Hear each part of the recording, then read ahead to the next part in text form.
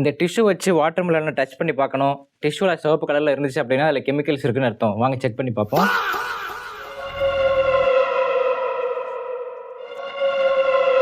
பாருங்க, டிஷ்யூ அப்படியே சிவப்பாயிடுச்சு. அப்படின்னா என்ன அர்த்தம்? அதில் ஊசி போடுறாங்கன்னு அர்த்தமா?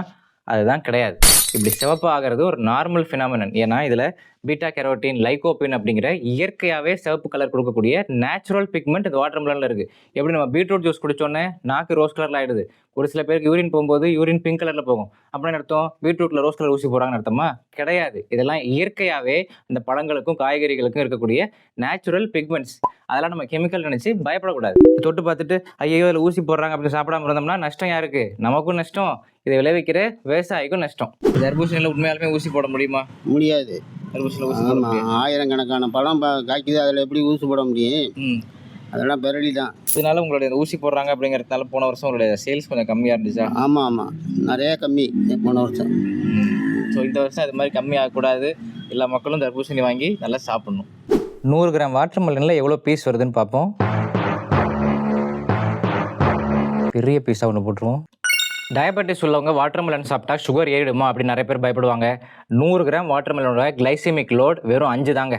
இப்போ 100 கிராம் அப்படின்னா இந்த பாருங்கள், இந்த பெரிய பீஸ், 2 சின்ன பீஸ். இப்போ உங்கள் கடையில் ஒரு பீஸாக விற்பாங்களா, அதெல்லாம் பார்த்தீங்கன்னா 100 கிராம் தான் இருக்கும். ஸோ நம்ம 200 கிராம் சாப்பிட்டாலும் கிளைசிமிக் லோட் 10 தான் வரும். ஸோ டயபெட்டிஸ் உள்ளவங்க தாராளமாக 100 கிராம்லேருந்து 150 கிராம் வரைக்கும் தாராளமாக சாப்பிடலாம். இதனால சுகர் ஏறுங்கிற பயமே வேண்டியதில்லை. இதில் இருக்கக்கூடிய இன்னொரு ப்ளஸ் பாயிண்ட் நிறைய பேருக்கு தெரியாது. இதில் சிட்ருலின் இருக்குங்க.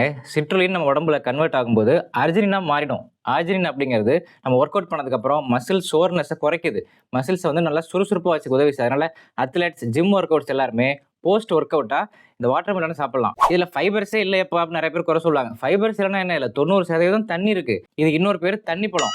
தண்ணி இருக்கிறதுனால நமக்கு கான்ஸ்டிபேஷன் இஷ்யூஸ் வராது, டைஜஷனும் நல்லா இருக்கும். இதை நல்லா சாப்பிட்டீங்கனாலே மோஷன் ப்ராப்ளம் வராது. ஃபர்ஸ்டே சொன்ன லைகோபின், பீட்டா கெரோட்டின் போன்ற ஆன்டி ஆக்சிடென்ட்ஸ் இருக்கிறதுனால நம்ம ஓவரால் கட் ஹெல்த்தையுமே இம்ப்ரூவ் பண்ணுது. வயிற்றில் இருக்கக்கூடிய இன்ஃப்ளமேஷனை குறைக்குது. இப்பெல்லாம் கேம்பா குடிங்க, தெம்பா இருங்க அப்படின்னு திரும்ப அட்வர்டைஸ்மெண்ட் வர ஆரம்பிச்சிருச்சு. பரோட்டா அப்படின்னு விளம்பரம் வர ஆரம்பிச்சிருச்சு. கூல்ட்ரிங்ஸை ப்ரொமோட் பண்ணி அதெல்லாம் வாங்கி குடிக்கிறதுக்கு பதிலாக இயற்கையாக கிடைக்கக்கூடிய தர்பூசணி பழத்தை வாங்கி சாப்பிடுங்க, ஆரோக்கியமாக இருங்க.